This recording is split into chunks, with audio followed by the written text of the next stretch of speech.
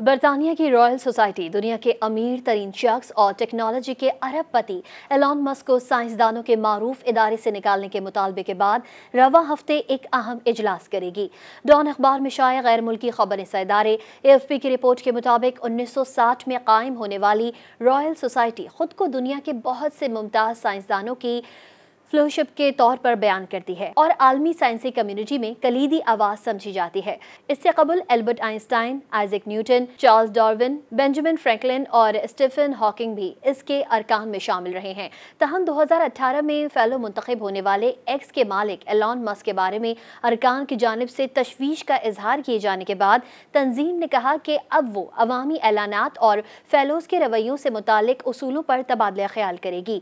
Nobel इनाम जीतने वालों समेत 3000 अफराद ने गुज़िश्ता माह शाये होने वाले एक खुले खत पर दस्तखत किए थे, जिसमें कहा गया था कि एलॉन मस्क ने बेबुनियाद साजिशी नजरियात को फरोग देकर सोसाइटी के ज़ाब्ते अख्लाक की खिलाफ वर्जी की है।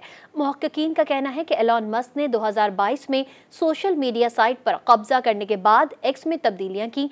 53 साला एलॉन मस्क ने बार बार अपने अकाउंट का इस्तेमाल करते हुए झूठ फैलाया है, जिसमें कोविड वैक्सीन, इसकाते हमल और दिल के मसाइल के बारे में गलत दावे शामिल है।